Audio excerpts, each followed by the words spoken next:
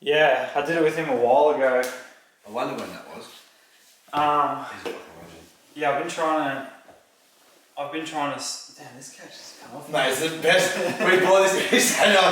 Oh fuck! This is the best hangover couch you've ever sit on in your life. Yeah, it's like a motherfucking cloud up in here. So we got this couch specifically for that reason. We're like, we went everywhere. I went to every fucking major couch place, and I went to Harvey Norman. Yeah. And sat on this and was like, sold. That's the one. We're like, just don't even care. Yeah, I remember actually going to Harvey Norman like a few years ago, and I sat on one couch and I was like, this is the one. I'm like, I didn't have the room for it at the time, but I was like, if they still have this couch when I buy a house, this is the couch. Mate. But then I went back there but now I'm obviously in Queensland, and I went there and they didn't have it, and I'm like, fucking shattered. We knew we'd sat on this couch before, and I was like, at Harvey Norman, just one day I was like, let's go have a look, because we're moving house. It wouldn't have fitted in our old house, so the other one only just did. This thing was too big, so this fits perfectly in this space, and we're just like, thank God. That's the thing, especially with, you've got to cater for the room, really. Oh, mate, because we're going to have to renovate, all these floors are going to have to get done, all this has been painted. It used to be that sort of limey white colour. You can tell the difference from in there. So we got that paint. We need to get these sanded back to just full natural colour. Yeah. And just get a full clear stain. Gloss of them. Yeah. Because it's frustrating. It just looks orange. Yeah. Well, it's good to slide on with the socks. Mate, this is the dog, when he gets excited, it runs down the end. Bam! Usually runs straight in the door, runs into the kitchen bench all the time. It's so funny. Yeah, that's it. Yeah, well, it looks like there's plenty of potential to do some things here. You got plenty of room. We refinanced just to get some money for renos. Yeah. And then interest rates went up massively, so we're just like, nah, we'll just hold on to that for now. What? So you did refinance, or you didn't? We did. Yeah. We refinanced, and then we got. Oh, you didn't spend any of it? We haven't spent any of it. So it's just sitting there, because obviously the more you spend, you still pay more interest, and because the interest is so high, we'll just hold on for a bit. Yeah, well that's what honestly I was thinking about doing, because I've obviously bought in Queensland, and then there was I bought probably three quarters of the way through the boom. Yeah. So I got a little bit of gains, but not if I bought a year or two before, I probably would have bought my house for at least $150,000 cheaper. We did that with the townhouse. We bought it in 2019 or 2019 when it was bottom. Yeah. Real cheap. I even paid $575 for it. It's all timing, Yeah, and then after COVID, when all that boom started, I said to Georgia, I was like, this is the only time we're going to get this sort of money for a fucking townhouse in Frankston South. Let's sell it and we'll just go buy our family home now, and we'll worry about all the payments later. Yeah, everyone sort of told me just to hold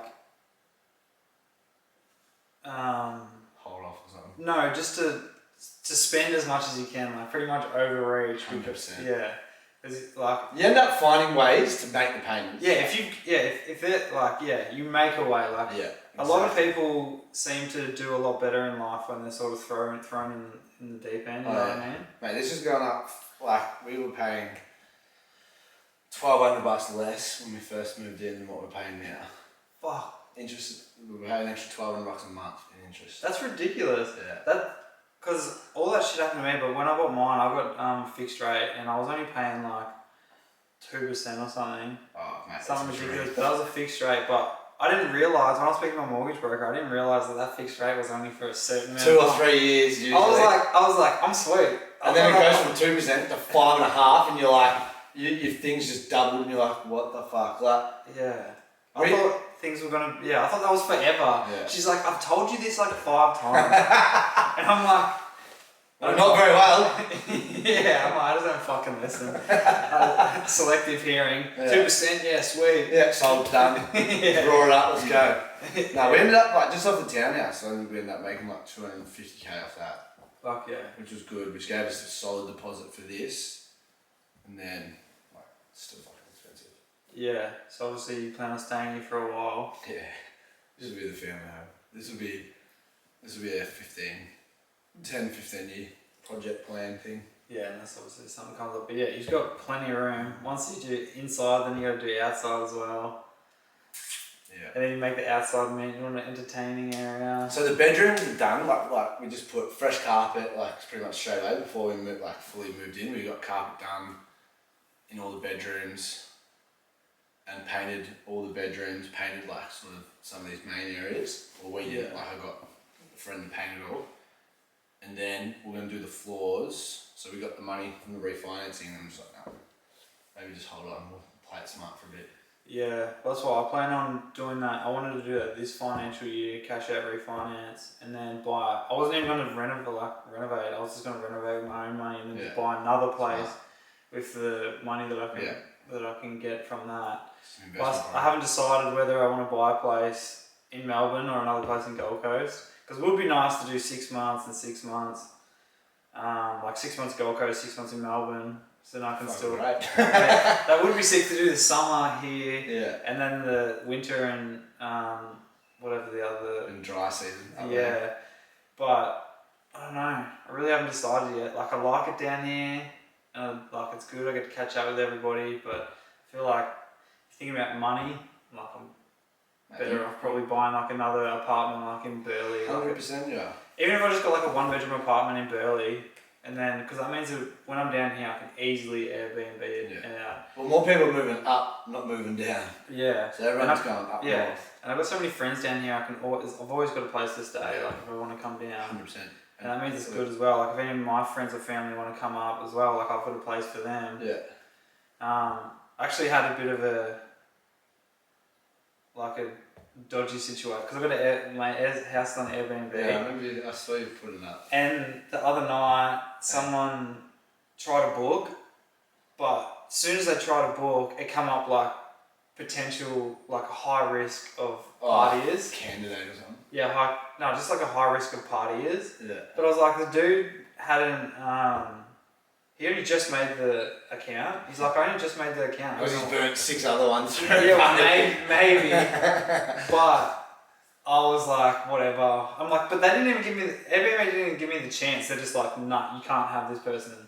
So I was like, give me a number and I'll speak to you. I ended up speaking to the dude and I got his ID, I got his Facebook, got all that stuff. He gave me a bond and he was sweet as about it. Yeah. He just said that he had a fight with his housemate and he just needed a roof over his head for the weekend pretty much. And I ended up doing it. So he's in my house now. And then I called Mum, I'm like, Mum, I don't know what these people are going to be like. Can you like walk around there tomorrow and see if the house is all good? Like, just see if there's not music blaring at fucking 7 a.m. in the morning. Dodgy bikes on there. But no, it seems like it's been alright. But yeah, I'm super glad I did the Airbnb because it's been really good. Well, sometimes with Airbnbs you can have like a month, like let's just say you have a full month or two of people staying. It pays your mortgage for most of the year. The first 2 weeks paid for 4 months of mortgage. Yeah. So Mum and Dad were going to do that because they got a house. They renovated a house down in Blairgowrie. So they were going to Airbnb it for like a month of like January or something, and then they got too attached and they're just like, nah, we're not doing it. So they're just doing it every weekend. That's why it worked really good for me because there was already it's a 3-bedroom house and we're already living in it with 3 people. So I just when we left, the lads just left their shit up there, like the beds and all that stuff, and I just bought new paintings and shit, bought all new linen and that. But the house is fully furnished, so I just locked the garage, put all my stuff in there, and it's been working perfect. But I've got no aircon upstairs, and it's been hot as fuck up there lately. Like I've got fans. How do you know you're in Queensland? It's like a rule you have to have aircon. Well, the aircon, it's a double story. Aircon's downstairs, and the aircon shit itself just before I left. I was like, fuck, gotta get a new aircon. Yeah. And then I put like ceiling fans up in the bedrooms, but like it's still hot as fuck. So not too bad then. That was the first 4-star we got because someone was like, too hot. We had a 6-day, but you just need aircon upstairs, and I was like, yeah, all right. So now I know when I get back there, I want to smash one in. Yeah, I'll get one put in. Yeah, there's I'm super glad I've done it though. Yeah, 100%. It's a good way to do it. Smart. That's what I'd do that next time. If we ever get an investment property, it'll be somewhere in a holiday place. Yeah, where it's easy. constantly going to be used, and you can book like even like for instance Phillip Island, because I've been doing events like MotoGP and Superbikes and stuff down there. Yeah. Like we, like just alone from Harry's, we had 5 different houses amongst all the crew. Yeah, that's why. Yeah. We were hiring them for 3 or 4 weeks to build. It's the same as the. That's why I sort of fucked up this year. I wish I went a little bit earlier because I missed schoolies and I missed the GC 500. You know they have the massive supercars. Yeah, they have the supercars going through the Gold Coast. I missed all that. There's fucking people everywhere. October, November, but I didn't leave till Boxing Day. So next year when I come down, I want to make sure I leave. I want to do October, November, December. January. Yeah. Those 4 months are all January was completely booked the whole time. Yeah. So, yeah, I reckon I could. They're the best months to do. Pretty smart, especially out there, because you're always going to have people. Yeah, this year was a test run, so. But now I know, because February and March were there. I only had like a few weeks booked, but. Things come randomly all the time. Yeah. And there was actually heaps in April, which is weird as well. Oh, maybe because of Easter, they got a massive weekend there or something. What's the tax offset like with something like that? The Airbnb. Yeah. They take like this tiniest amount, like 1 or 2%. Yeah, but do you have to declare it as income? Oh yeah. If you want to use it as like a business income, it's the same as any other business. Yeah, so you have to have like if I wanted to use that income as to get a loan for something like a house or something, you'd have to have 2 years of tax returns. Yeah, and like then, a subby type setup. Yes, same as that. So you have to do that, and you obviously have to pay tax. Like I'm sure if you were just doing what I'm doing, you could probably like get away with doing a bit of a dodgy, but I'd like to have it as like a part income because then once I've got 2 wages, and then if I get another place, then I can. If I get a bit of equity on that, I can cash refinance that one again, and then I've got a good wage to get another place as well. You know what I mean? Yeah, it's a pretty good business. Yeah, it really is. Because my sister, she lives in Bali, and she's got two Airbnbs in Collingwood, and she doesn't even own them. She just rents them. Yeah. And then puts them up. Yeah, so she just rents places in Collingwood, and they're like prime because there's like a hospital really close. It's really close to the city and stuff like that. And they're just 1-bedroom apartments, and they're booked out a fair bit. Pretty sure they make like, I don't know exactly, but I'm pretty sure like over the year, I'm pretty sure they make like on average about $600 a week. Oh, they make heaps. Yeah. And it covers like majority of your mortgage. Yeah, well they don't have. Oh, and even if it's not a mortgage, let's just say they're paying $400 a week in rent. Yeah. It's not bad. Yeah, well you get that in one day. Yeah. They might charge Oh, 100%. $200 to $400 a Someone paid. It's fucking it's prime. It's definitely good. That's why I want to definitely get into development, because even if I haven't found like my perfect job that I want, because I'm still sort of like sussing out what I really want to do as a career. Oh mate, trust me, like I've only just finally gone alright now. I'm in a good spot. Like yeah, so that's what I mean. Like if you need other avenues. Like you need to be making money while you're sleeping, pretty much. So. And that's how you need to make it's passive income. You need stuff that's just making money when you're not needing to put in effort. Yeah. Essentially, like stuff like you put effort in, but then once you put the effort in, there's no effort. Yeah, and then you just don't think about it, and the money just ticks over, and so you do it that way, or when you buy things for tax write-offs, like just to balance out if you earn too much money and all that sort of stuff. So there's heaps of different ways to do it. Absolutely, but yeah, I've been fucking actually excited to do this because I knew that you're the first person that I've because we went to primary school together. I was going to say we were Frankston East. Yeah, we went to Frankston East. We went to high school as well. Then high school. Because I remember, we used to walk home from school. Yeah, I remember we used to walk home from school. That's what I was saying. Like when we went to Jakey's Box, you reminded me that you got me my first proper punch on, pretty much. Oh yeah. I think your mum probably still hates me for it. That was. I remember that real well. I was already promoting stuff. Yeah, I remember. I didn't even have beef with this dude. I don't even think. Like I remember. But there was something that was said. It was like, oh no, fuck that guy or something. And then I came and told you. I said, oh.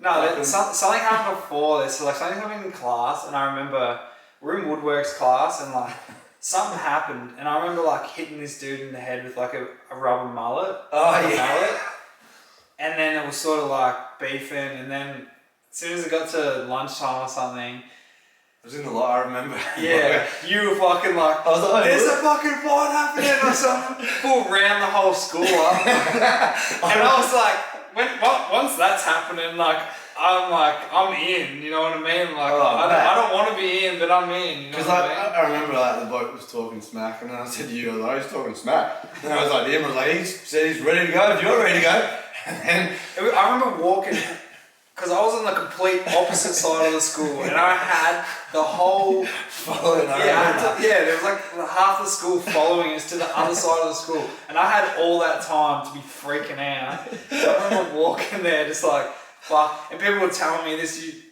dude's like done some boxing and shit. Yeah. And I was like, fuck man, I'm getting my head beaten. All I remember was... And then everyone was filming and shit, my parents had to come to school and shit. My parents had to see me get beaten. Well, like, to be honest, I don't even remember what the actual fight. I remember... I didn't really get beaten up. Well, I was going to say, I don't think there was... I actually did more damage to him than he did to me. But that's what I thought. Yeah, but he just got on top of me and was like, beating me, but he actually didn't do any damage. But and then I got suspended for the same. Did you get suspended? I got 2 days suspension for setting it up. Because they said you were the only reason this fight took place. I'm like, yeah, fair play. And then mum was like, "What the fuck did you do that for?" I was like, "Oh, school, mum, couldn't tell you." Yeah, and they took me in the like, and I remember Mr. Bowler come back going, "Oh, who won? That would have been a good one." And I was like, there was no winners, no losers. That's actually funny you say that about Mr. Bowler, because I haven't actually heard anything about him in ages, and Busy... I randomly saw him. Yeah, but that's what Busy said, that he's seen him, and he was one of our teachers, like... Good teacher.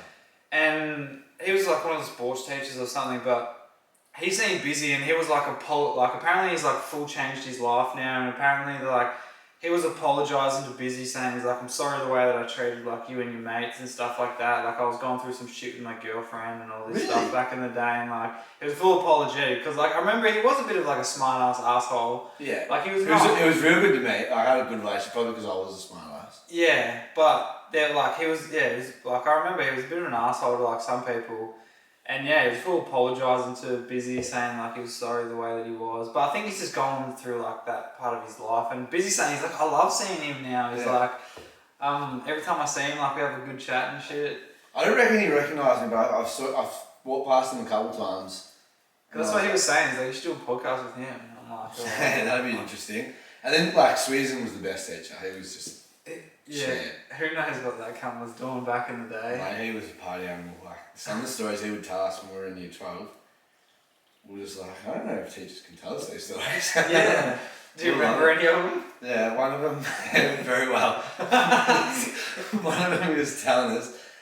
So one a good one, he had a Michael Jordan rookie card. So for like basketball cards are like a massive trade commodity. Yeah. Like people use them all the time. Like, I've got a heap of like LaMelo rookie cards that I've sort of in COVID was like collecting and build up. Yeah. And like he had one, like he had like proper like Topps Michael Jordan rookie card, which would be worth, depending on like what it rated and if it was raw or anything, could be like a $70,000 to $150,000 card. Yeah. Like, and he had it like locked in a vault. I'm like, what the hell? And then he was telling us, the best story he told us was he was at like the Prince. Like, so he's probably balling out now. Probably. Fucking, well, I think it helped pay him. He hasn't even sold it. He may have sold it because I remember he was having a wedding in Hawaii or something. I remember him telling us about it. Did you stay in contact with him after? No, I would have liked to, but I think it's probably a bit weird for him to be hanging out 18 months and we were like 26, 28 or whatever it was. Yeah. So what was the story? The story was he was at a gay bar one night, and this guy kept grabbing him, and he was like, no, like, it's all good, bro, just no thanks. And then apparently it happened, and then like this guy just kept grabbing him, and he hit him. And then he said he went to go to the ATM, and 6 of them beat the shit out of him. And he goes, they did a proper number on me too. And I was like, see, don't be a smart ass. But I was like, did you remember saying? Is this while he was at school? No, I think this was while he was at uni, because I remember him telling us the story. He goes, yeah, it was a good one. He said he got proper. Yeah, I heard that it was possible that he could have been like sleeping. Oh, student teacher. Yes. No, that was confirmed because he told us. I didn't know about that too. There was a student teacher come down and he was potting her in the gym equipment storeroom or whatever it was. Oh fuck. So I remember that one too. That was a good one. Well, that went through a lot of people. We all heard that. Yeah, I'm surprised he didn't get fired for that shit. Yeah, I know. I don't even know what he's doing now. It'd be interesting to see. So what happened when after you left school? What was the trajectory of where you went after that? I wasn't sure what I wanted to do. I was really unsure. Like, a few things happened in year 12 and I wasn't really, like, I was a good student up until like, sort of year 12 and then you sort of like, you fall in with like a little bit of the wrong crowd and stuff and like a few of my friends were sort of like, going down. Was it partying? Yeah, partying all the time, like going out, they were always getting in trouble and like, I was never the one sort of getting in much trouble, but I was the always instigator. Yeah. I was like, oh, you got hit in now. I was and then so I just sort of wasn't really caring about what I wanted to do and all this sort of stuff because I just didn't know. Yeah. And then I ended up doing CEDA, which is a sports education development Australia. Yeah. We were the first AFL group they ever did because they had cricket program running, and I went to do that because I was loving cricket at the time. Yeah. And they're like, oh, we've got this AFL one starting. Do you guys want to be a part of that? And we did, and that was really good. Like we got diplomas out of it, so it was like event management diplomas and sports development. It was basically just. Oh, so it wasn't for the players. It was for. No, well, you did stuff with a lot of players. So we did a lot of like footy clinics with like schools and special schools and.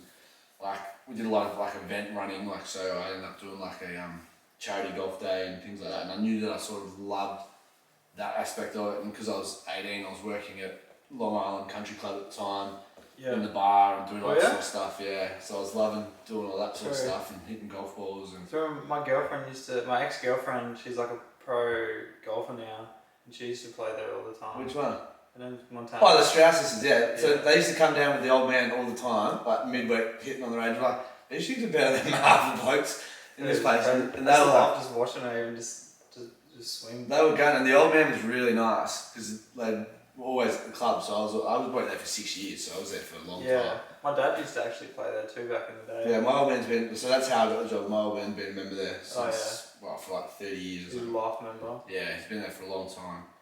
So I was loving doing the bar and stuff, so then I started doing nightclubs and things like that whilst I ended up finishing CEDA, going to uni, doing like marketing and sports development.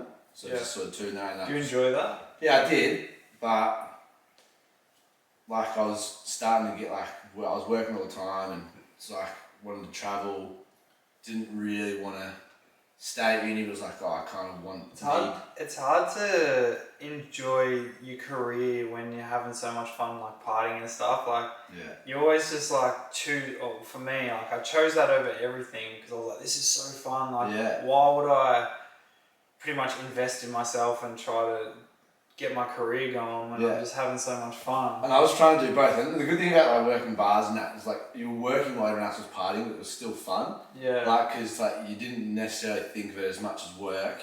So what bars were you working? So I was Long Island at the time, then I was at Davies. I was doing the good old Davies, and then I went up. So JT was obviously started doing all his promoting and all that sort of stuff. So he was sort of doing some stuff at like Secret Garden and Cushion and that. And then we were up there one night, and one of the guys was like, "Oh yeah, my tab was massive on after a block party." And I was like, "Oh yeah, but if you offset that with like you're bringing people down, they're probably spending more than your tabs." And this guy was like, "Oh." Yeah, obviously thought I knew what I was talking about. Turned out I was the right person to talk to because then he's gone, they needed a venue manager. And I'd never managed, I'd run shifts by myself and all that sort of stuff, especially at Long Island. I always had to do stuff by myself. And so I was pretty capable. And then, I got a phone call randomly going, "Oh, we're looking for a manager at Secret Garden, would you be interested?" And I was like, sort of shit myself a little because I was only like 22 to 23, like, I was real young to be sort of doing a venue manager. Most of the guys were like, I'd be managing people who were going to be older than me. So I didn't really care about. Sort of thrown in the deep end. Yeah, like I was always happy to lead and always happy to... Did they know the position that you're in? And they were just they're like, opportunity. Yeah, so I went up, I had a chat to him, and they're like, "Oh, look, we're keen to have a crack at it if you're keen."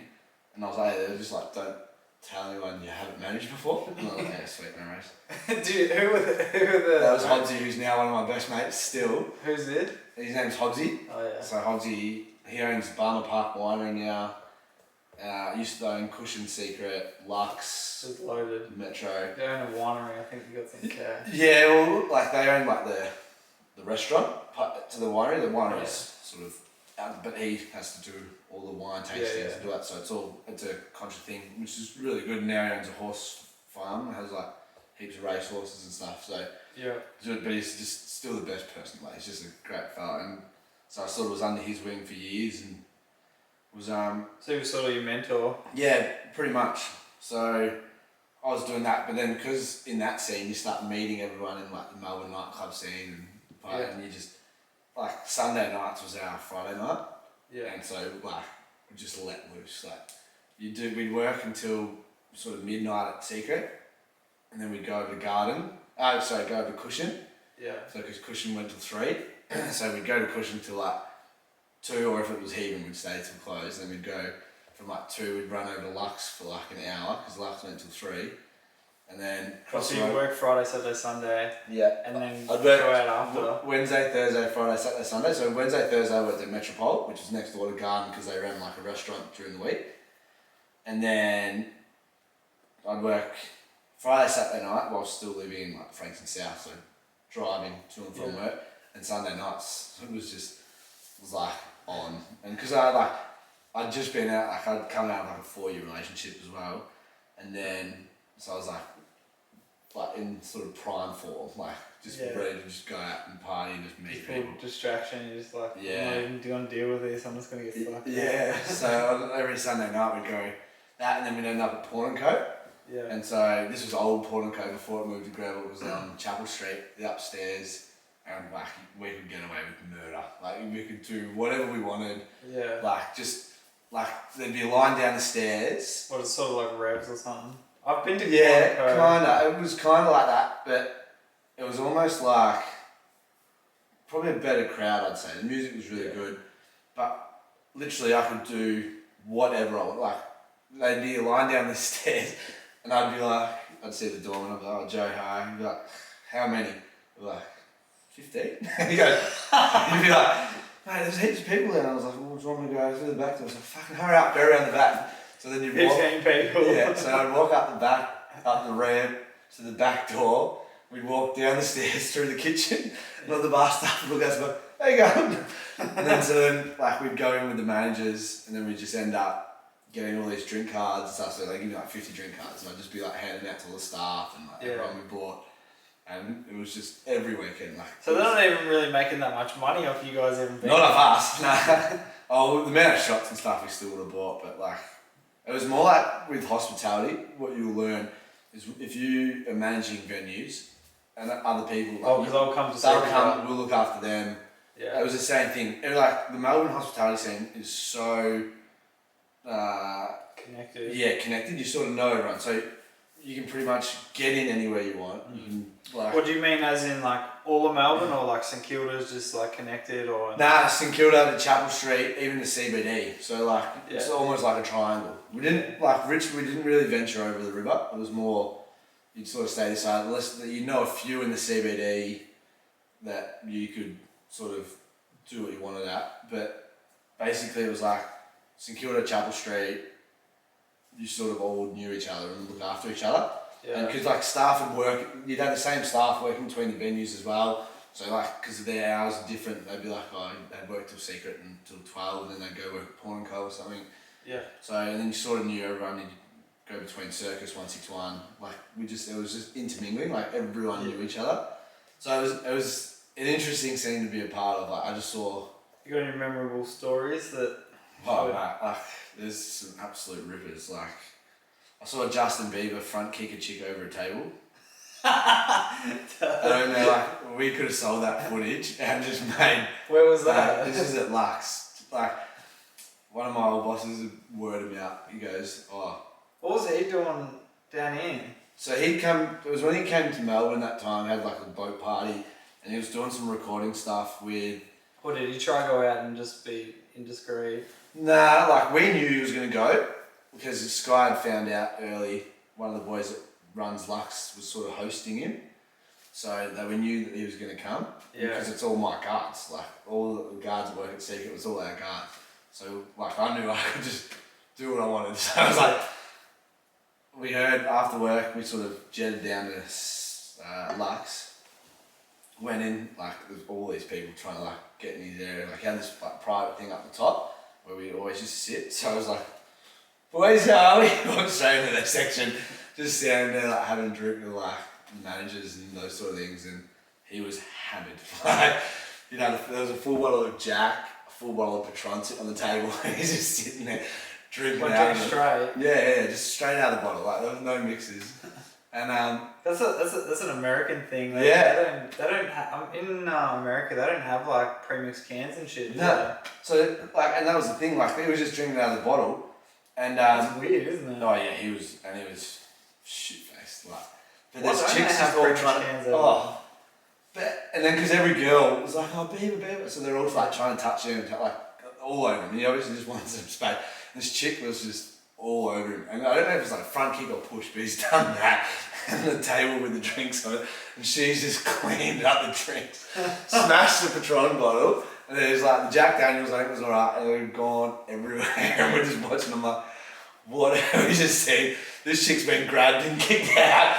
I'm like helping clean up the broken glass. Is he dropping some cash in there or what? Oh, he must have. He probably doesn't have to pay for anything. Like, yeah, I was about to say that. He probably doesn't even need to pay.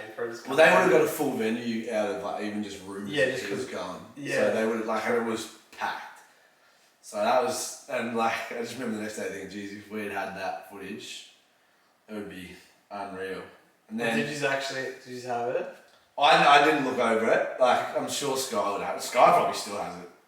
If he was like, but you sort of, with these things, you sort of got a level of confidentiality. Like, mate, the amount of footballers and sports people we used to have through Garden, like doing whatever they wanted, like, you just, there's always a little bit of. Yeah, surely there's been heaps of like AFL players like come through there. Well, remember when Degoe broke his hand and said he hit the door throwing something for his dog? And he'd actually punched the crap out of this Irish bloke in Garden one night. It was St Patrick's Day. I wasn't even working. I had the night off and we were just down the road at Newmarket having dinner. I'm like, oh, we'll go have a drink at Garden afterwards. Because I knew it was open because it was St Paddy's Day. So we knew there'd be a few people. It was pretty quiet. There was probably like 30, 40 people. Were you working there at this stage? I was working there. It was just a night off. So I just had a Friday night off where we were just going out with friends for dinner. And then like, oh, we'll go back to Garden because it's open just for a couple more. And I knew it'd be quiet. And there was this Irish guy, and it wasn't very big. And the guy was in there partying, like just sort of having fun. I think the Irish guy's missus like went past him and he like patted her on the head or something. Like, it was pretty. What's the Degoe's missus? Yeah, no, Degoe did it to the Irish bloke's missus. Oh yeah. So the Irish bloke started mouthing off, and I think Degoe was just sort of like, off, and his mates trying to push him away, and then the Irish guy swung, missed. Degoe's hit him with like the cleanest uppercut you've ever seen, and just split him. Like, this bloke was just pouring blood, and so they've grabbed it. The Irish bloke is out the front, so they're taking him out the front. Like, what's going on? And this Irish like, fucking get him out! Oh, fucking kill him! Going off. Degoe's just there laughing, pissing himself laughing on the other side of the fence, just going, "See you, mate." Yeah. Broke his They're hand. always gonna favour the famous person. Well, the Irish unfortunately cause trouble. Yeah. Everywhere. Like, every time you have them, they cause trouble. And then, so that happened, and then what did we do? We had the news outlets like calling us like all week trying to get footage or like offering us money for footage and stuff. Were they really? Yeah, like, man. You just, there's a level of like. Yeah, you don't want to do that to especially like AFL players, like especially players that you like. I'm sure you probably don't even like him because you're a St Kilda player. Nobody likes Collingwood players. I hate Collingwood. Yeah, you like fuck the dog. I was like, fucking sell it for me, fuck. Yeah. Especially it's in finals time. Yeah. Yeah. But, oh mate. Nah, I completely understand. Like. Yeah, but it's fun. Like, we used to like, it was a good lifestyle. It was so much fun. But then, like, you start taking it seriously as a job, like, right, and you're like, I know. So my boss at the So what time. exactly were you doing as a manager? So I was running sort of one stage. Most of the time I was running two venues. I had Segagar and the Metropole next door to each other. And Is that the one that's across the road? No, it's literally next door. Like Yeah. that's why I did the block parties. Yeah. And then we had Cushion, which was across the road. No, I don't mean across the road. I mean, like next door. Like, Yeah, like in that walkway. There was like the outdoor bit. Yeah, we shared the cabanas. Yeah. So they were technically two different menus, but we do one block party on public holidays. Yeah. So I'd just be responsible for like cashing up and all that sort of thing. Like on a good block party, you'd make 130 grand in a day. Yeah. Like 30 that would be on the door, 100 over the bars, pretty comfortably. Minus whatever they obviously paid for the alcohol. Yeah, like once you take all those charges out, but like they were big days. And then the main boss is a guy called Jono, and he's more just obviously like you'll never see him at the venues, or it'd be like rare as if he was there. You're like, what are you doing it? But he was another one that was like a mentor, and he was like, well, what do you want to do? And I was like, moved me to there was another venue that was sort of struggling a little bit, and they just didn't have a manager, and they sort of wanted to turn it around. They didn't know what to do with it, which was Summer Bar on Chapel Street. Yeah. And so they basically just gave us free rein. He goes, do whatever you want with it. He goes, you just go, Just get a tell me what you need, just do it. So he changed up like music rotations.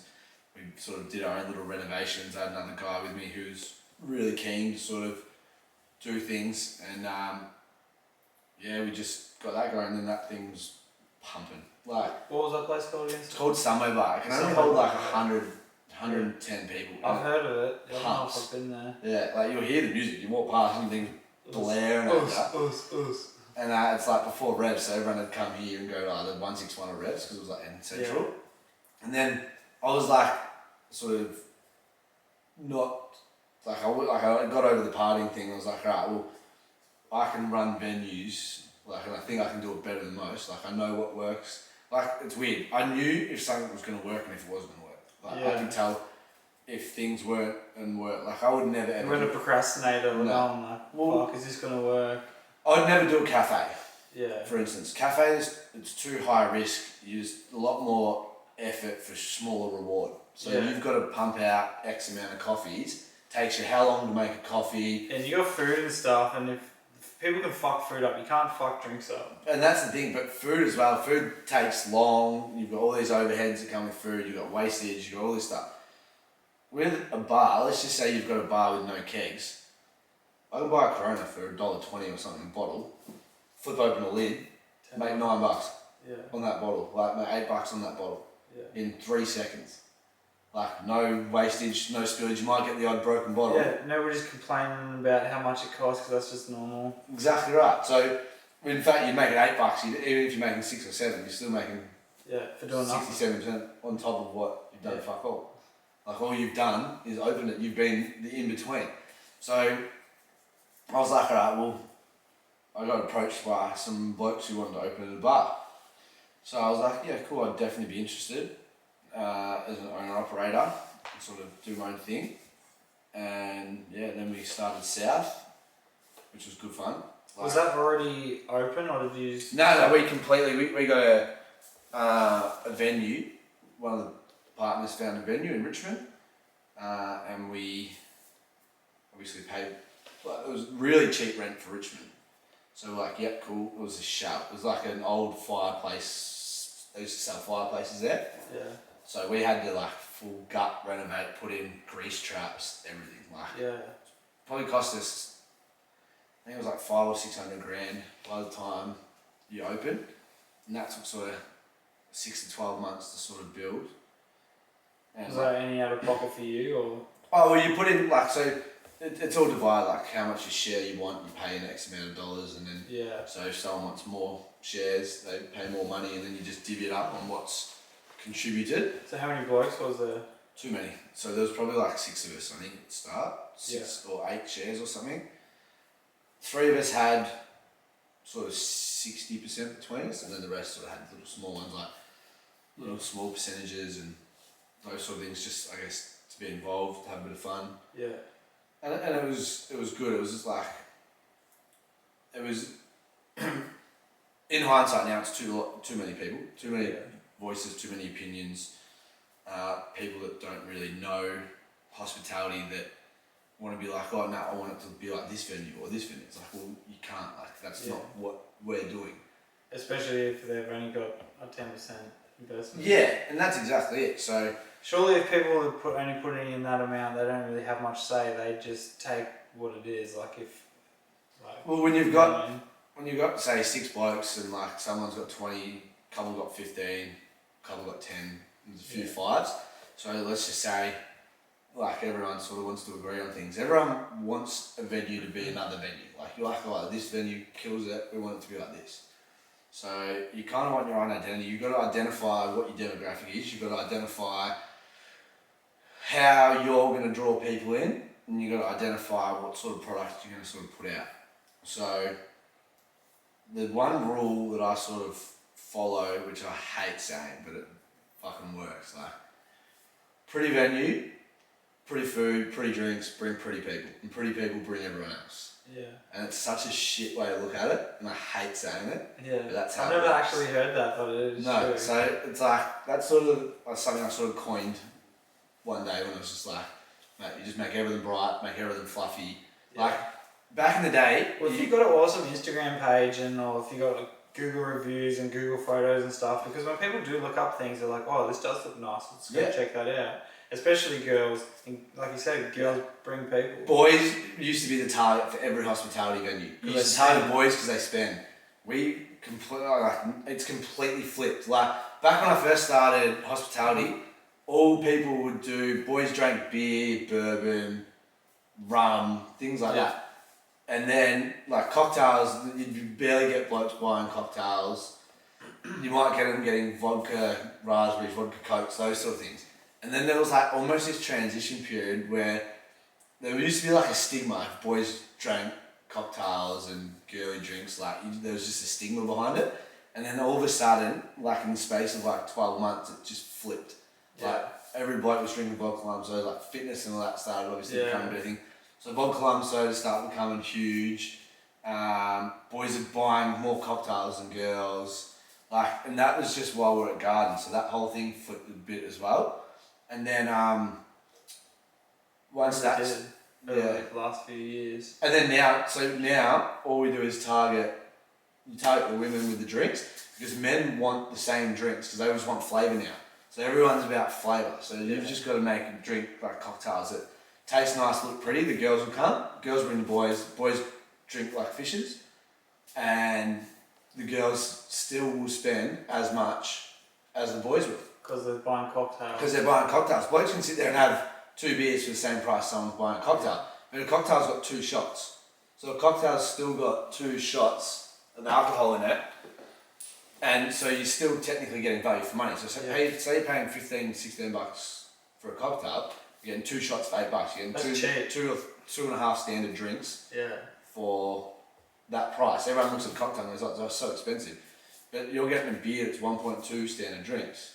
Yeah. You're buying 2 of them, and it's probably costing you the exact same price as a cocktail. Yeah, that is true. So people don't like necessarily look at it like that, but it's just because you drink it faster, and then you drink it the same amount, and then if you're doing that, if you're spending double, but you're drinking double, and then you're more blind. But it's also it's definitely got to be most of the times boys go out to find girls.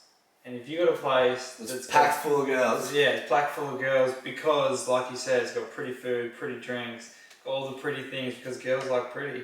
Yeah. And it's actually. But now even more boys are liking pretty. Yeah. So that's the other thing. Boys are drinking cocktails, fucking smoking on vapes. It's a different world to what it was like 10 years ago. That's what I was saying.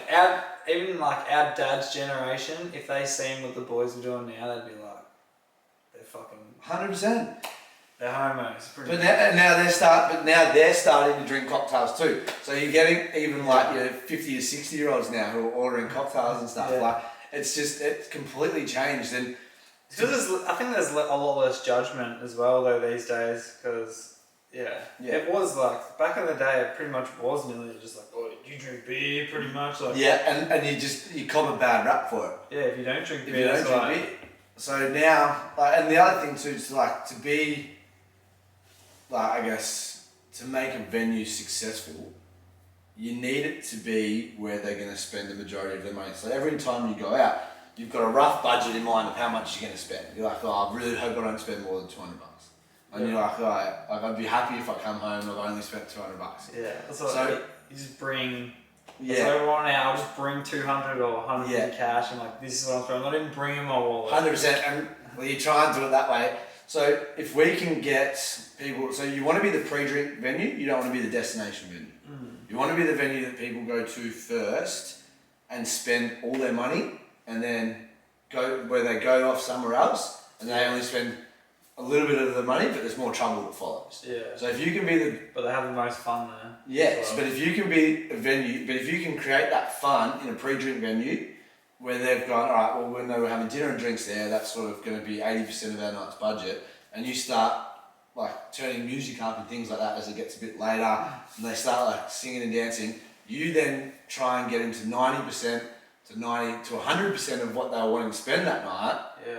You're then. It's really like the deck in Frankston, like, they have a Sunday night thing, but they would close at 10 o'clock. Everybody would get there at like 2 o'clock. I know this is not really a pre-drink thing, but they'd get there at like 2, 3 o'clock, spend 6 hours there, and they'd still be able to finish early. By 10 o'clock it's cut off, like, but you could easily still spend $200-300 there just on alcohol. 100%. And have the awesome night and still get home early and potentially go to work. But most people probably wouldn't. We used to love it, because like we were trying to basically create almost like a Motel Mexicola style bar thing. in Richmond. So like even one night, me and my partners like on the bar, standing at the bar, smacking the roof, like just create a vibe, and it would just pump. Like it was really good. And got someone going around with like we did, with a bottle like pouring in his mouth and shit. Like if we were pissed.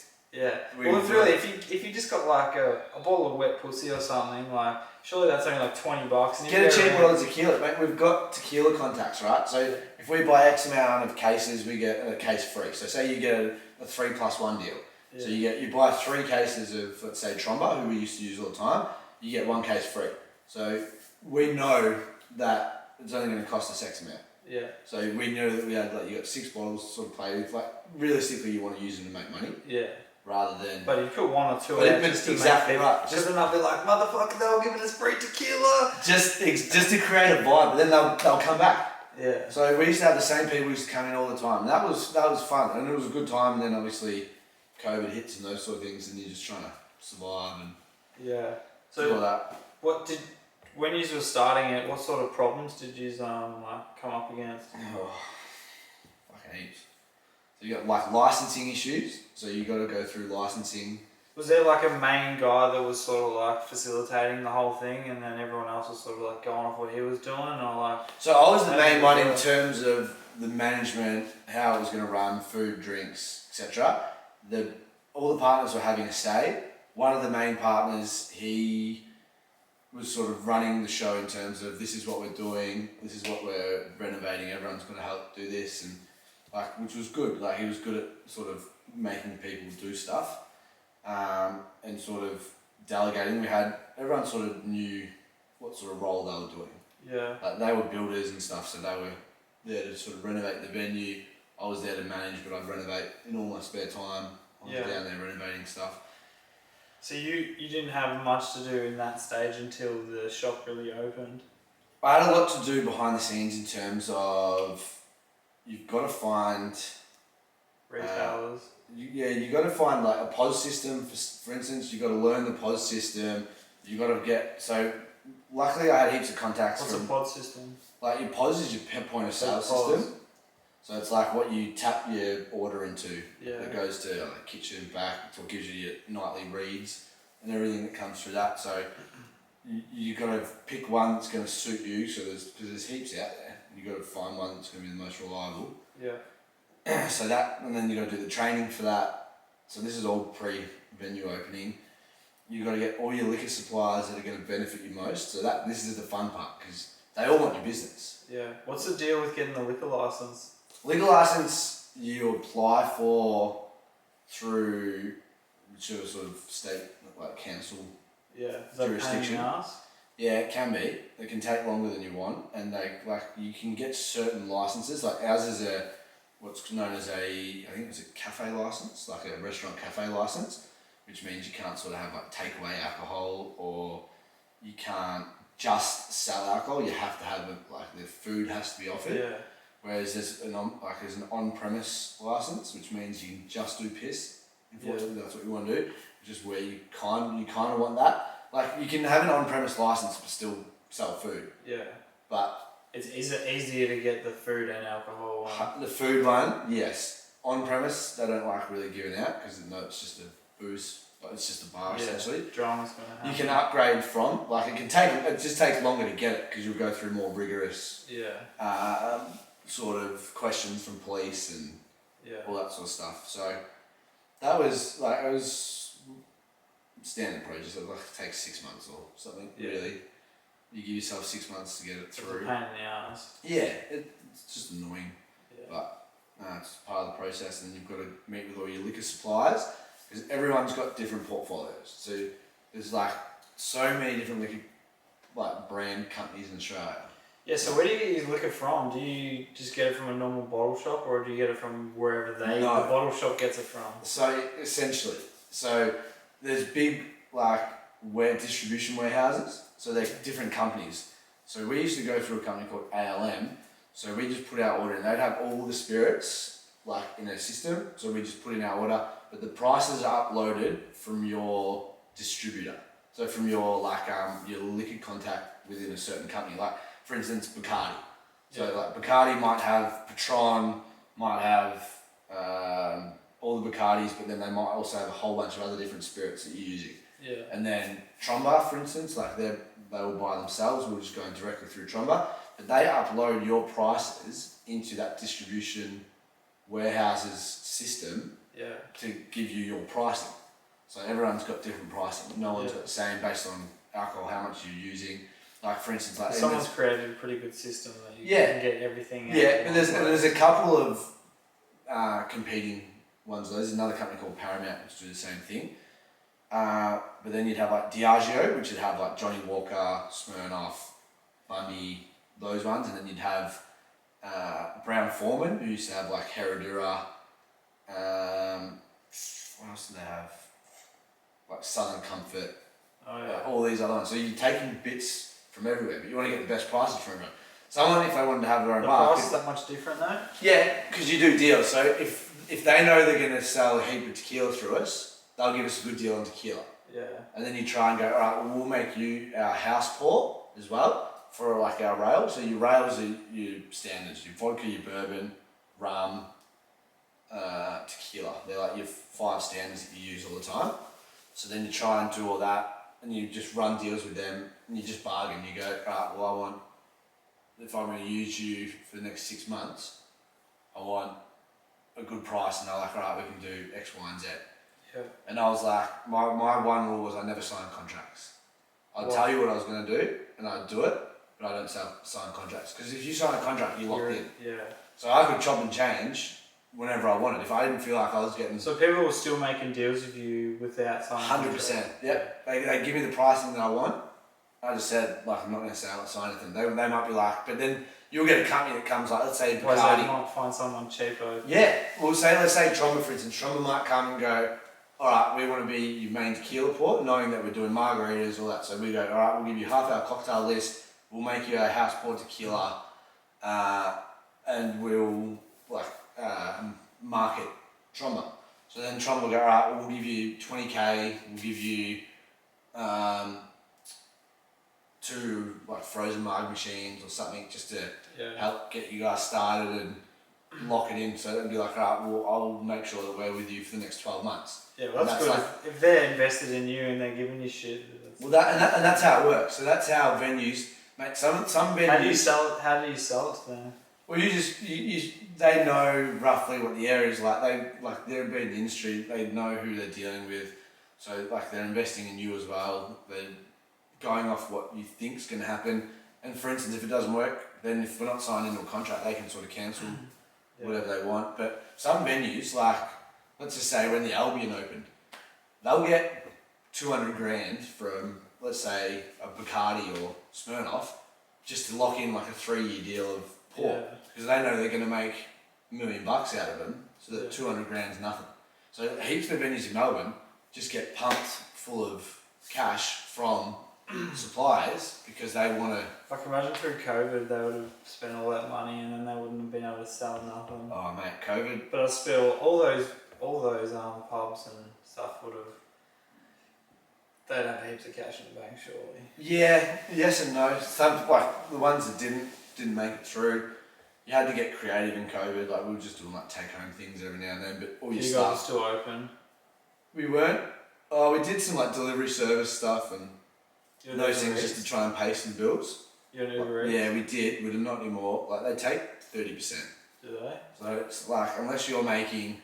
It's half the profit, you know. It becomes like we tried doing it a couple times, and they take too much money. Some of the like deliveries might do like a 22%.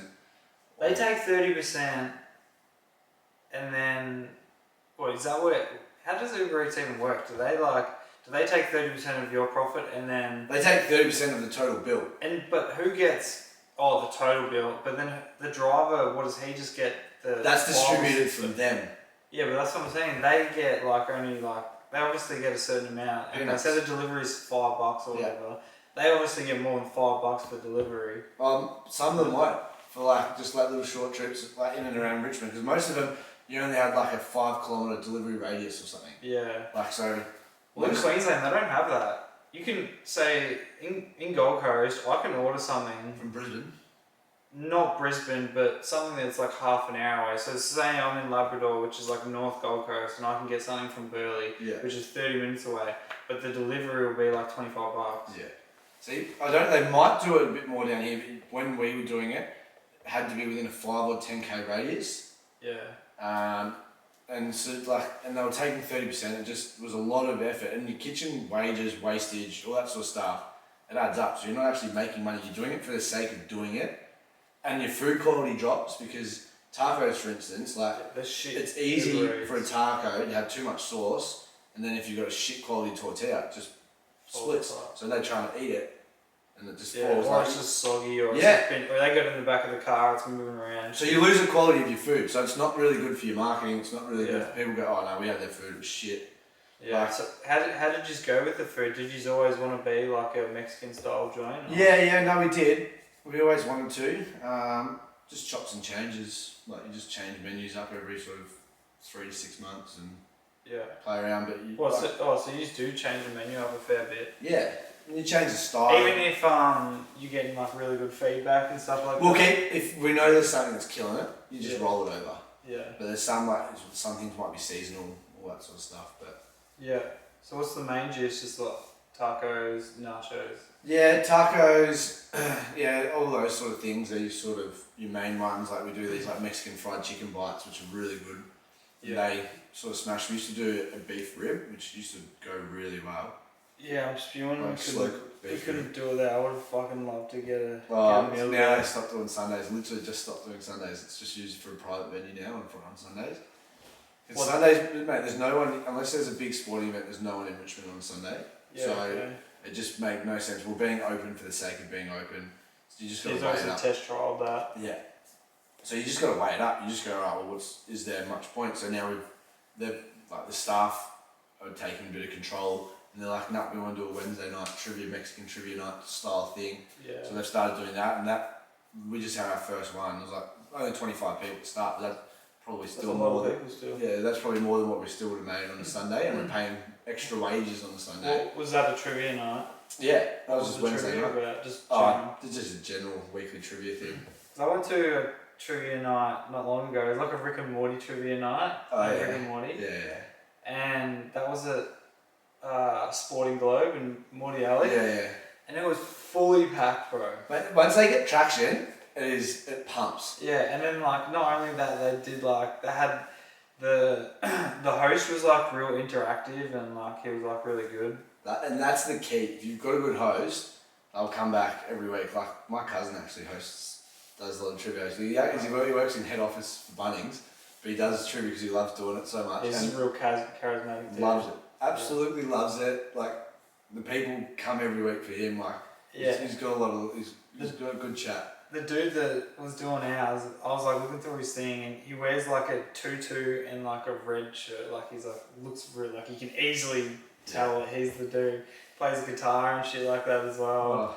Gets like people like at like the end of it, he was like getting people up to do like impersonations and stuff like that. And it's fun. And like that's what you need to do. Getting people involved. Yeah, and if you can make say $3 or $4 grand on a Wednesday night where you generally wouldn't make much, you cover most of your wages. So you've got to try and look at how you're going to make profit. You do it by, like, so we would make our money, and then Sunday, because you'd get barely anyone, you just lose your money. You just open, you're paying extra wages, you're not really making any money.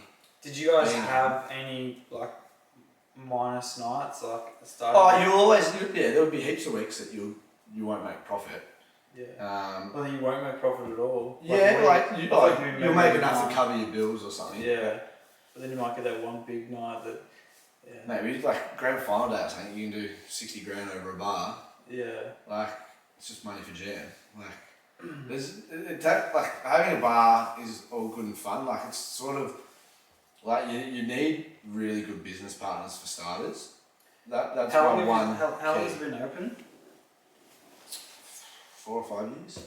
Yeah. What do you reckon is the biggest thing you've learnt since this? The biggest thing I've learned is be real selective with your business partners. Yeah. Like, it's tough. Like, I'm not going to sit here and badmouth people. There's always going to be arguments. There's always going to be. Some people just don't agree with things. Yeah. Some people just don't gel. So some people let ego and all that sort of thing get in the way, and they're like, "No, we're doing it this way." It's like, well, why? Like, it's not going to work. Like, we ran this thing that I said wasn't going to work for like 6 months, and then by the end of it, it didn't work, and you just like it. You feel like sometimes you're talking to a brick wall. So you just. Yeah.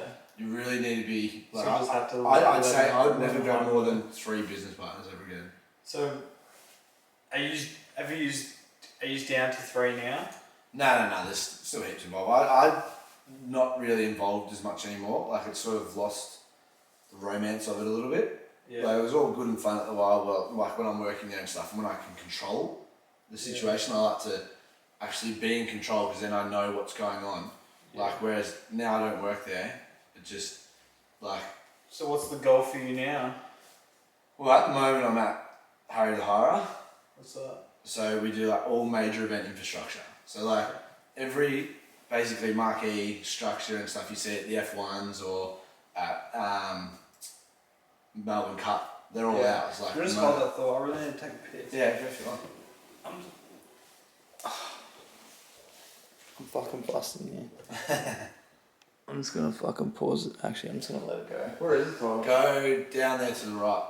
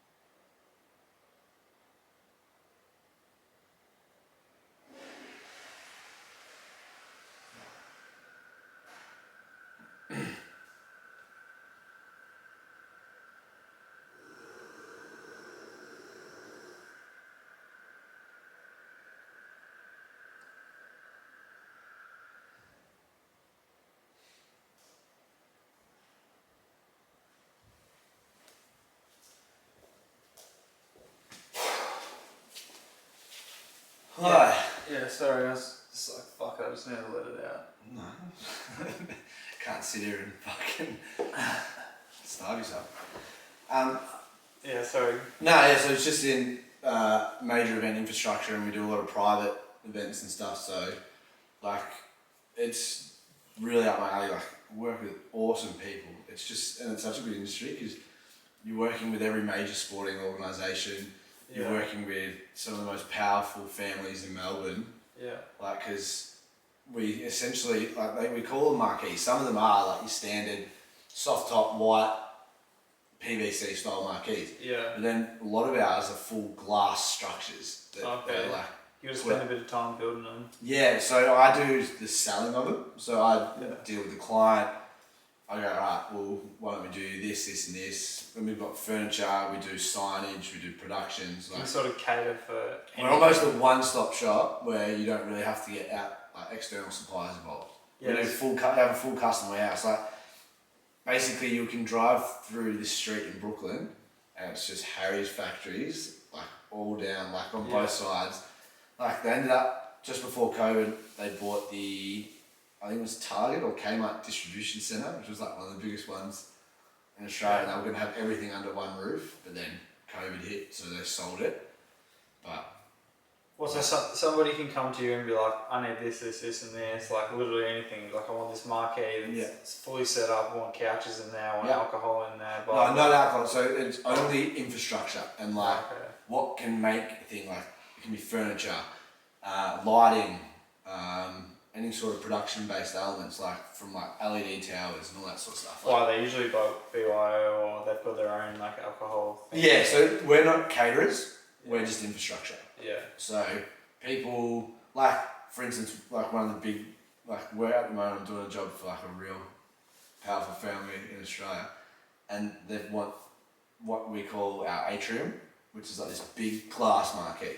And they want two of them, which ends up being like a 15 metre by 50 metre structure. Yeah. Like, they're just enormous. And like that sits at like 500 grand. Yeah. Like, it's like... So you're doing a little bit of everything. You've gone through like the alcohol and bar business, and now you've done the restaurant, and now you're sort of doing the... Now I'm doing the infrastructure side, which is awesome because we literally work with, like I did MotoGP, Superbike stand in Phillip Island. So MotoGP, we're working with AGPC, which is the Australian Grand Prix Corporation, and we do Grand Prix, we do all the, let's say we do 80% of the structures at, say, Flemington, so all the things, racing and stuff like bird cage, like, so how you see like GH Mum, how it's like this big square glass thing with decorations, we do all that, we do all the custom elements from like, just like cutouts, painting, everything. Yeah, so there's a lot of variety in it, and it keeps you on your toes, but it's really fun. How long have you been doing that? Just under 12 months I've been there. And is this sort of what you think you want to... I'd be aiming to sort of try and get sort of like upper management. Yeah. Really trying to... Have you got goals to maybe start your own sort of like... No, you need massive capital to start it. Like, yeah. You'd have to... So essentially what happens with our like old ranges and stuff, they go to auction houses, and then, so you can buy like... I'd potentially do a furniture... What do you mean old ranges? So for instance, we might have a new range of chairs coming in. Yeah. So we'll do a discontinued range of other chairs. Yeah. So those other chairs we send to the auction houses, and then little smaller companies buy them, and then they'll use them as a part of their ranges.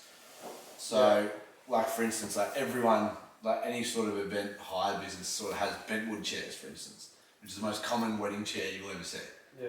You can probably go to an auction house and buy bulk 300 or 400 of them. As long as you've got factory space and you've got someone who can take them out to jobs, you can definitely make money. Like, money's in furniture, for sure. Yeah. Massive money in furniture hire. Well, it sounds like they could be handballed down like 3 or 4 times. Mate, all you have to do is respray them. Yeah. Just get, like, respray them all white or something. People use them for weddings and they cost you $15 a chair. You do 100 chairs, what's that? Shit, 15 grand or whatever it is. Yeah. That's 1,000. Yeah. 1,000. Yeah, it's 15. But then you got labour, like all those sort of charges, then that goes on top. So you might be looking at 20 grand hire. You might have bought the chairs for 15 grand and paid for themselves in one hire. Yeah, no shit. So, like, it's lucrative. Like, there's a lot of money can be made if you do things properly. Yeah. Surely these people will be loving that you've got like a little bit of specialty in... The hospo helps heaps. Because my biggest understanding that helps most with what I do for Harry's is space, the use of space. How are you going to get as many patrons as you can to utilise the space. So do you do any like promotion as well? No. We don't cold call or anything. Everyone comes to us. Like we essentially we're the biggest hire company. Like I don't know if it's the Southern Hemisphere or if it's just like a name like themselves, like Lamborghini or something, where they don't need to. We don't have to our prices are so high that it just gets rid of anyone that doesn't have money. Yeah. Or anyone who wants we barely have people sort of question if we get to someone who goes, we just want this real cheap marquee to do X, Y, and Z, we'll be like, this is the price, and they'll be like, all right, well, this other company's like half the price. I'm like, we can't match them. Yeah. We can't match private companies. They've still got the owners who own the company building the structures. Is that because you've just got such better quality staff? Not just that, we've got 500-600 employees. So our overheads, our petrol, everything, our overheads dwarf any other company in Melbourne. Yeah. Like in Australia, we'd the overheads to run Harry's would be just enormous. Yeah. So that's the difference. Like a lot of the smaller companies, the people who own them do the buildings, do all that sort of stuff. We've got 4 levels of management, and you've got salesmen, and you've got workers, and then you've got the people that build. It's just the overheads are ridiculous. That's why we're so expensive. So what happens when something like Harry's goes through COVID?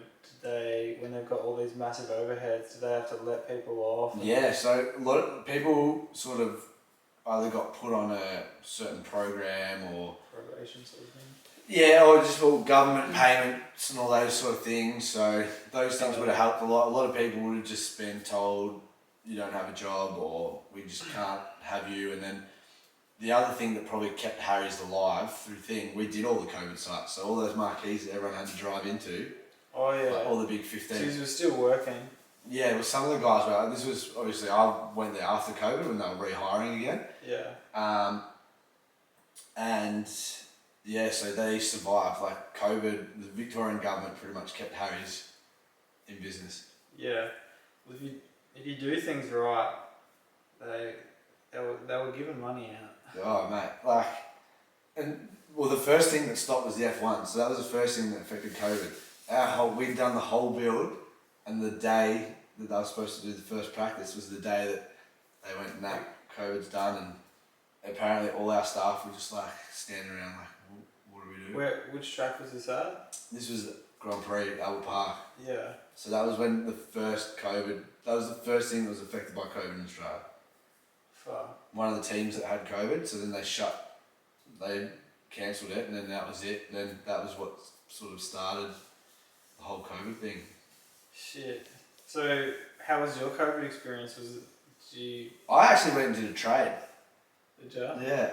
So I went and did commercial polished concrete with a mate's brother, and it was great. I was working 6 days a week, sort of 10 to 12 hours every day. Just helped save. It's what paid for the house, paid for renos, helped.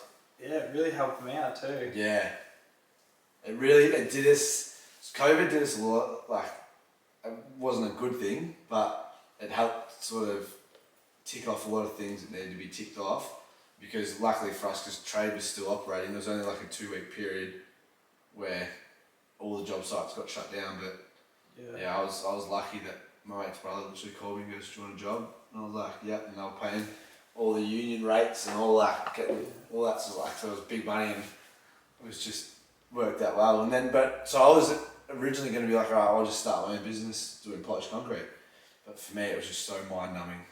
You were going to fully get out of... I was doing my own jobs. I was doing all my own jobs and stuff with my boss's equipment. I'd just pay him a fee. Yeah. And then I'd go do my own work. And I was I'm a mad perfectionist. There wouldn't be one scratch on any stone. You just wouldn't see it. I was just hyper-focused. I have to be... Everything I do, I have to be the best at what I do. Yeah. And I have to be better than everyone else. That's just how my brain works. If someone does better than me at something, I want to know why and how, and how I can beat them. Yeah. I think it's a bad mindset in some instances because you're just constantly on edge for competition. Yeah. But it also helps drive me to be good at what I do. Oh, you can't say it's bad. People always say you're always in competition with yourself, but if you didn't have the competition, you need a benchmark.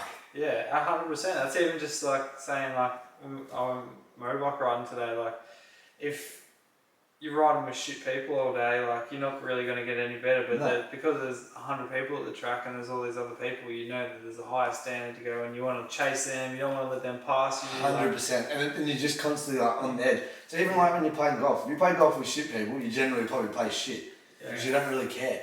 When you're playing with good people, shit people aren't telling you what you're doing wrong. Yeah, it's like, that was a shit shot. But when you're playing with good people, you don't want to be the shit one. So you end up playing better golf, for instance. Yeah. Like I was like, I have to be the best. Putting that extra training in. Oh mate, like I want to be the best at everything, the quickest. Yeah. So like I was running all my own jobs like for my boss like 6 months in working polished concrete, and like I had a little bit of a trade background while I was at uni. I was doing concreting, but like all we were doing was polished. Like there was no concreting elements to it. We were coming in once all the slabs had been poured and all that. Yeah. And we were just literally polishing it back because it was all Coles, Woolworths, JB Hi-Fis, everywhere that still had to be built during COVID.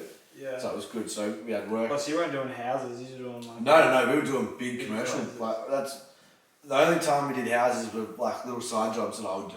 Yeah. And so like, and that's what I did. Like towards the end of doing that, I was like, all right, if I get my own setup, it's gonna cost me X, Y, and Z. Like you make big money. Like there's big money to be made if you're good at it, but you have to do all the work. Like it would have taken me 10 or 15 years to have a business set up where I'd have people doing it for me. Yeah. Like, and my job, in my mindset, I don't want to do this work. Like, it is brain dead stuff. Like, you just, half the time on those big commercial jobs, I literally have Netflix and Stan and all that just sitting on the machine. Yeah. And you're like, well, because you just use a machine, don't you? The machine's going this fast. Like, it's not going quick. When you're grinding, you're doing second cuts and being like, you're literally going so slow that all you're doing is directing this machine. Yeah, you're not really doing much. Nah. So I was just like, I can't. Like, I need... As soon as COVID finished, you were just... I stuck with him until sort of March last year. So it was sort of about a year after like lockdowns were in and out. And then I was like, with the events industry, like, it was pretty much like COVID there wasn't any more lockdowns coming. And I was like, right, what do I want to do? I know I started work at another company in a similar position, but just like not a different industry. But then one of my friends who worked at Hayes was like, why don't you come work for us? And like they used to not pay real well, when she first started. So I was like a bit hesitant with the events industry, like unless it's like sort of X, Y, and Z, and there's no way. Like I'm just not going to do it. Like I'm not going to drop this far from making this much money. That's the hard thing, is going backwards. Yeah, and that's how you look at it too. You got to be ready to take a little bit of a cut to essentially go forward. And now, like, just be happy at least. Oh, best thing I've ever done. Like I love going to work. I love everyone at work. Like my even job. If you are making a little bit less, if you're happy, then that's. But if you want to be the best at your job, you're making those bonuses. Yeah. I'm honestly no better or worse off anymore. Like it's sort of at that stage where it's almost the same as what the polished concrete was, just due to like hitting targets, making sure that I'm doing everything that I need to be doing at work. I had a week off the other week, because it was sort of forced leave because I just had so much accumulated. Yeah. And I was still doing 2 hours of work every day. Leave. Yeah, almost. So I was still doing like 2 hours of work each day because I had so many jobs going. Because I'd rather just smash myself with work. Yeah. I love it. Speaking about leave, what about? You said you did a bit of travelling back in? Yeah, I did. I went to Europe back when I was 22, 23. So I did 3 months over there. Spent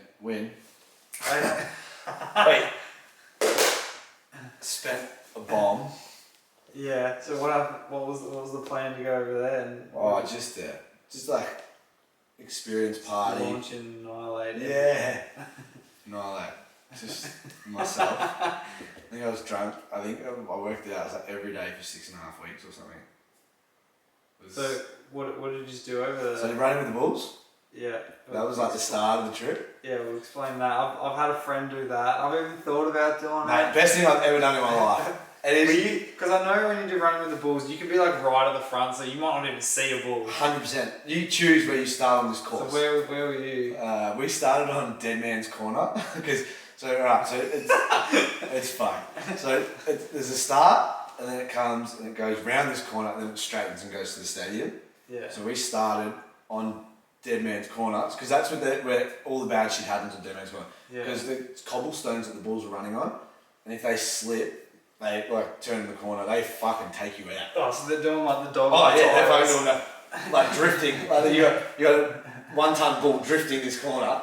So we're like, alright, and we'd had a monster the night before. Like, I reckon because we did the first day, so it's a 7-day festival. They do a run every day for 7 days. It's in Spain. Yeah, up in Pamplona, and so we did the first. So we went there to make sure we did the first runs.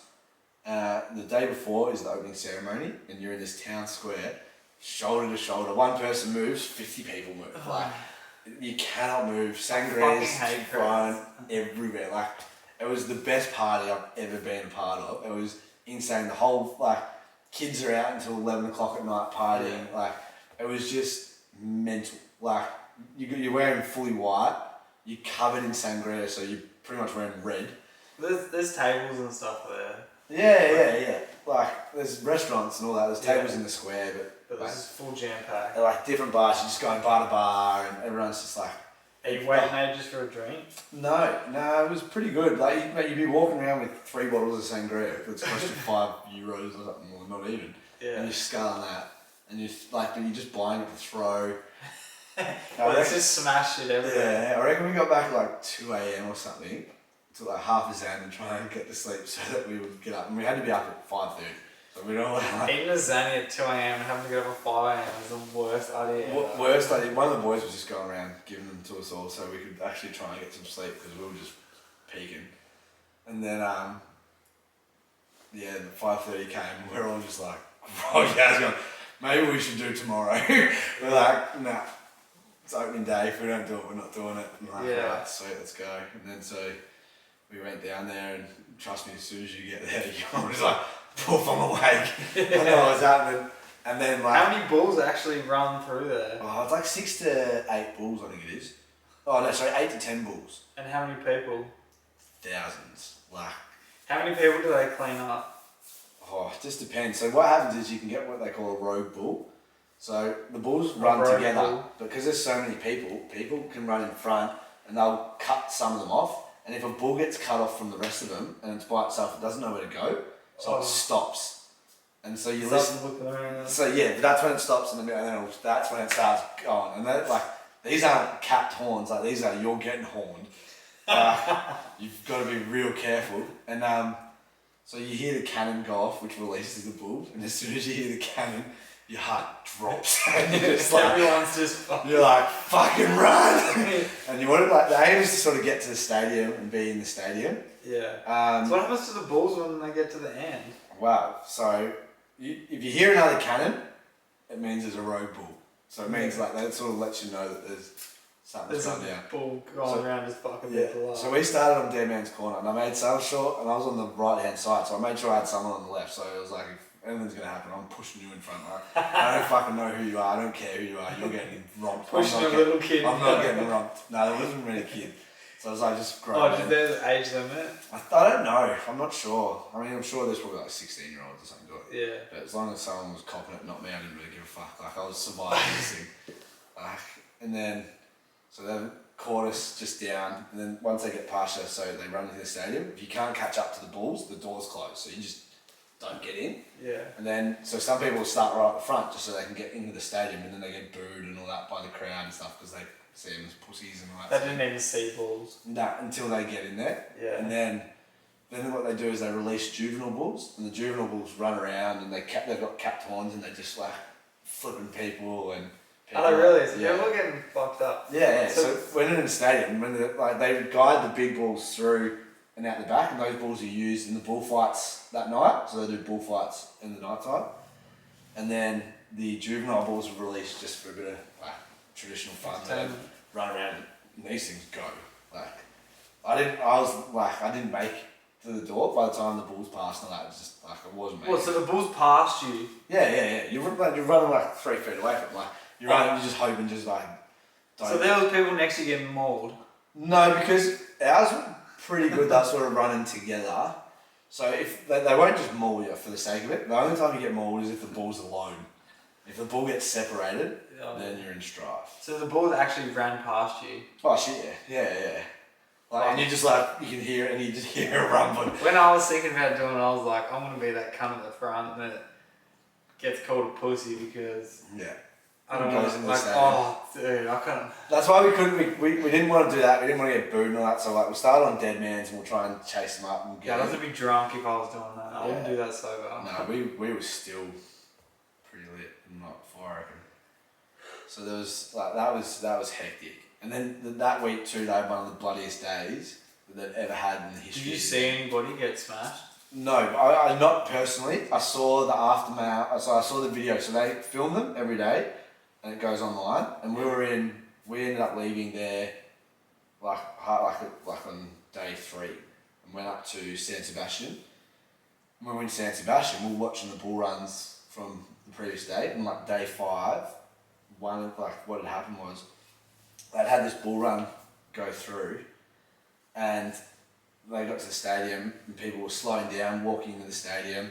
One of the gates had folded in, so it was only one half was going. Yeah. All of a sudden the bulls had caught up and people were shitting themselves and scrambled. They all got stuck at this one door and the bulls caught up and were trying to jump, crushed multiple people. People were getting dragged out lifeless. Like we were watching the video and what people were coming back to the hostel. Do you have to sign like a waiver to say that? No, you just get fucked. Not responsible. Well, no, Spain don't care. Oh, you get done. Sue. There's no suing. Nah. There's nothing. It's like you're in it. Your fault. Do you have to even pay to do it? No, I don't. I can't remember. I know because we did it through the Fanatics, so we just do it like Bus About do it, Kentucky do it, Top Deck do it. Yeah, okay. All these other little companies do it as tour groups. I can't remember. Would you recommend doing that, or I'd do it again. I'd do it again in a heartbeat. No, I mean like the Bus About thing. Or so we picked the Fanatics because they were the closest one to town. The rest of them were like 40 minutes, 45 minutes out of town. Like these little campsites. The campsites are sick because they have stages set up. Like it's a full party every night. Like it's just unreal. Like it's little, like they've got shops, restaurants in these. Where, is this where you did the run with the bulls? Yeah, so it was like in this campgrounds. Like you have a pool and stuff, like, because it's hot. Like it's like mid-30s every day. Yeah. And when we got back to San Sebastian, all these chicks and stuff were walking in crying and everyone's like screaming, like, cause people like were literally getting dragged out. Like, I'm not sure if anyone died, but they had like 30 something hospital admissions, which was like mental. I wonder what the death rate is of. I think generally it's like one dies every sort of few years. Yeah. Yeah, someone gets real fucked up. Like, I'll take those chances. Yeah. It's like 1 in 2,000 chance. And that's the thing, it's like, realistically, I'd just make sure someone's next to you. That was my advice. If you're running, make sure someone's running on your inside where the ball's going to come. Oh. Then you just throw your hip and shoulder and run away. Making me anxious just thinking about it. It was good. I'd probably do it. It was definitely just worth to say that I've done it. It was definitely worth doing. Yeah. So what else did you do over there? I did La Tomatina, the tomato throwing festival. Oh yeah, I've seen that. That was hectic. That's fucking random, man. Mate, it was good. And this was like 2 months later. What's the point of this? I don't know, to be honest. I'm not sure what it is, but it's a tradition. They put like this ham on the top of Where's this greasy pole. This is in Valencia. Italy? This is in Spain as well. Oh, okay. So this is just another part of Spain. Sounds like a bit from Italy or some shit. But yeah, mate, it was hectic. Like, there's thousands of people in this square, like this big, like, sort of street, and these trucks have to try and get through with all these tomatoes in the back, and they're throwing them out. People just pegging them, throwing them out. But then you've also got the locals that live there up on the rooftops and shit, throwing down tomatoes and stuff from the rooftops. And what is it, like a certain day a year that everyone? Yeah. So I think that one's a 1 day. It might be a 3 day festival. I'm not sure. A 3 day festival, people just pegging tomatoes. Yeah. So you're gonna run out of tomatoes. Mate, these things come in dump trucks. Do they deliberately grow tomatoes just for this event? Well, I think so. Yeah, because They're like literally in dump trucks, and they're all just like dumping tomatoes everywhere, and everyone's just picking and throwing. There's just one farm that just facilitates this thing once a year. And they say some of the dodgy locals will freeze their tomatoes. Oh, so they're rock Mate. hard. Like there were people, so we were watching like. Might as well throw a baseball or something. 100%. There were people on the roof throwing them down, and they even when you're throwing them down, you get more velocity throwing downwards at someone. Some chick got smashed in the face and was full opened up from one of the ones on the roof. Not with blood or tomato. Blood? No, this was blood. Like she was just gushing because the tomato when it hits you has that orangey colour. This chick was red, pissing out, bawling her eyes out.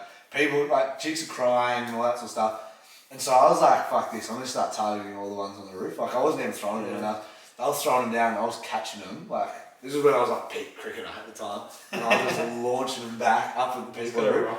Yeah, and it was like there was only like probably 5 or 6 stories, so it wasn't even that high. You could get it. So I was getting it on the roof, like I absolutely sconed this grandma. I felt pretty bad. Your grandma. Yeah, because they throw them down too. So she was on the roof and just going clip and just got her.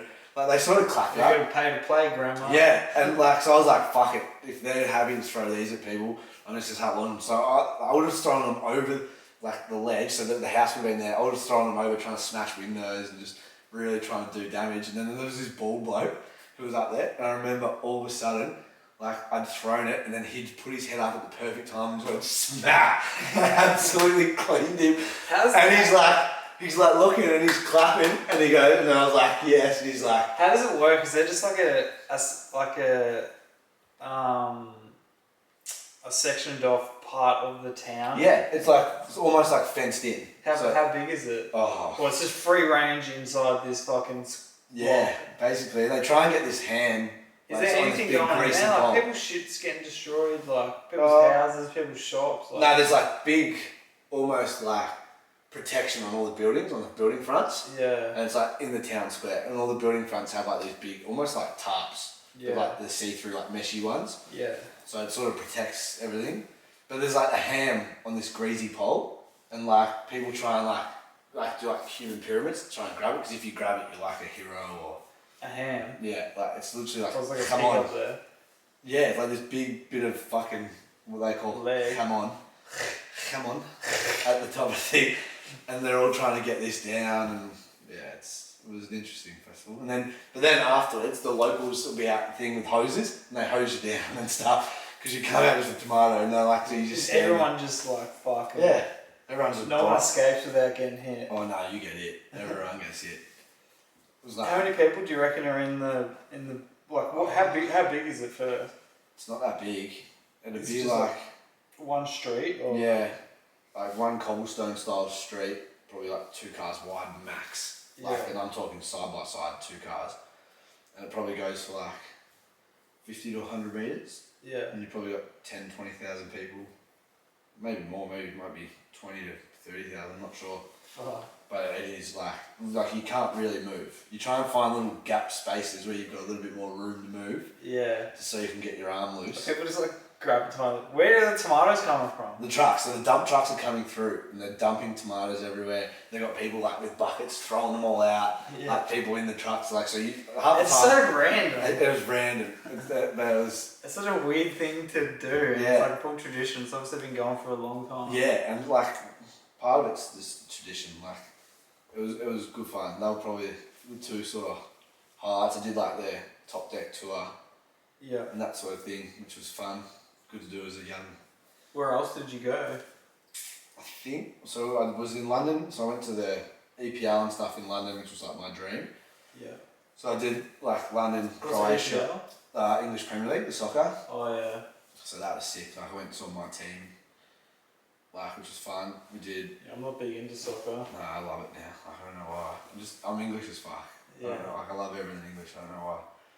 And then like Croatia, Slovenia, Austria, Switzerland, Germany, Amsterdam, Spain, Italy, all like Greece, all sort of around that whole. Did you sail Croatia? Nah, I had a partner at the time, so Yeah. it would have been a bad idea. What about which was your favourite place? San Sebastian was awesome, Yeah. which is up North Spain. Like had cool coastal vibes, surf town. I'm pretty sure I've been there. I went to Spain. I can't even remember where I went. Oh man, like there's so like I did 6.5 weeks just traveling Spain alone. Just did a big loop of like did a lot of southern, north, southern. I love all like the paellas. Oh man, every night. Yeah, it's so fucking good. It was probably my favourite country. Like I could live in Spain. Yeah. Like Lagos in Portugal was good fun. Yeah. That was a good party town. I'm trying to think what else. I thought Amsterdam was overrated for me, but I'm not a weed smoker, so. Yeah, well, I smoked weed, and I went there, and it was cool as like, just like the town. But there was so many. Very pretty, but it's just like all you smell is weed the whole time. Yeah. Like it's like, and I hate the smell of it. Push bikes are over there. Oh mate, like. There's like millions and millions of push bikes. Like you go to like the bus stop or just like somewhere, and they're like it's like a car park for push bikes, and there's literally like a fucking 100,000 fucking push bikes. Well, there was like I think it's got like more push bikes per capita than like the rest of Europe or something. Like it's a weird stat. It's ridiculous. Like it was cool. Like it was a cool town. It was real. Yeah, there was nothing really that special about it. No, I didn't find it that interesting. Like it was just cool the fact that you could go in somewhere. When I went, they had like what do you call them? iPads, and you could just go in there and press the iPad and just like choose whatever you want on the iPad, and then like get it, and then like you could. They even had like mushy tea and stuff that you could have like in the cafes and stuff like that.